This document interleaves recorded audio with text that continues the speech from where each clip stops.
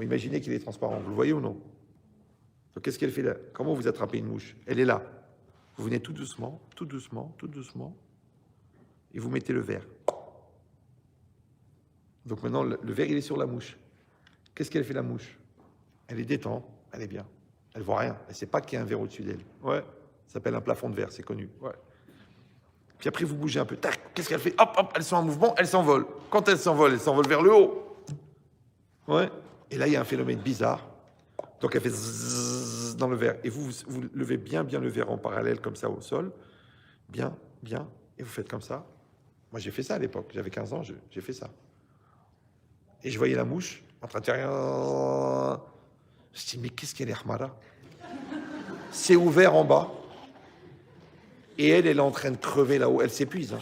Elle va jusqu'à ce qu'elle va tomber. Hein. Elle va tomber d'épuisement parce qu'elle fait... Mais dans la vie, on fait pareil, nous. Nous, on est sûr qu'avec la carrière, on est sûr qu'avec la plage, et on est sûr qu'avec l'alcool, il y a une sortie. Il y a une porte de sortie. Mais non, tu veux pas. Tu dis, mais je vais pas me rabaisser. Je vais pas apprendre à lire à 50 ans. Je vais pas remettre en vie toute ma carrière.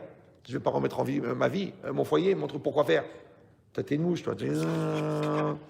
Mais comme c'est dur de vivre dans le non-sens, donc tu es obligé de prendre des vitamines, de côtoyer, de créer des vibrations, de faire des choses grandes et fortes. Mais en vérité, tu sais que c'est vide. La preuve, tu rentres chez toi. Tu as fait une nuit d'enfer. En boîte, le lendemain, C'était quoi le sens?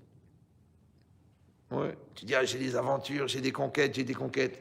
Et après, tu es seul, comme ça, avec tes cheveux blancs. Tu dis, je vais refaire la couleur parce que là, ça commence à se voir que j'ai 50 ans.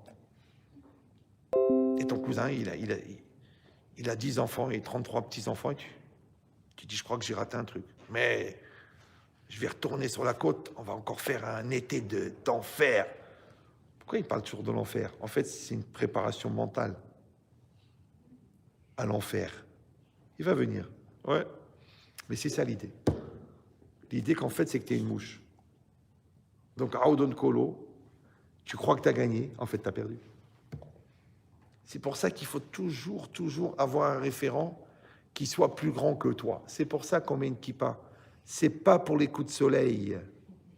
C'est que même si on développe une conscience incroyable et un niveau d'intelligence incroyable, on n'oublie jamais qu'il y a quelqu'un au-dessus. Donc quand tu vas monter dans les sphères, tu ne vas pas devenir fou, parce que tu dis, il y a un bon Dieu. Et quand tu vas descendre, parce qu'il faut y arriver à toucher sa sœur. Il y a une ceinture. La ceinture, elle dit, en dessous de ça, tu es un chien. Au-dessus de ça, tu te prends pour un Dieu. Donc limite supérieure, limite inférieure. Et après, tu fais ça. Ouais, mais tu descendras jamais plus bas. Ouais. Et tu monteras jamais plus haut. Vous savez qui c'est qui a dit ça? Sortez un petit peu.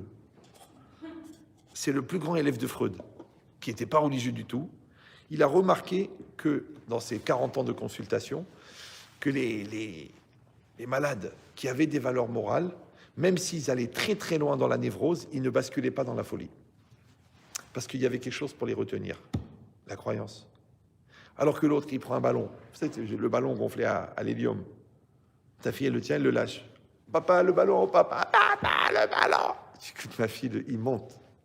Il monte à 10 mètres, c'est fini. Il monte à 100 mètres, il monte à 1000 mètres, il monte à 10 000. Qu'est-ce qui va se passer quand le ballon il va arriver en haut? Il sort, l'atmosphère, il sort. Ouais, qu'est-ce qui se passe? Il explose.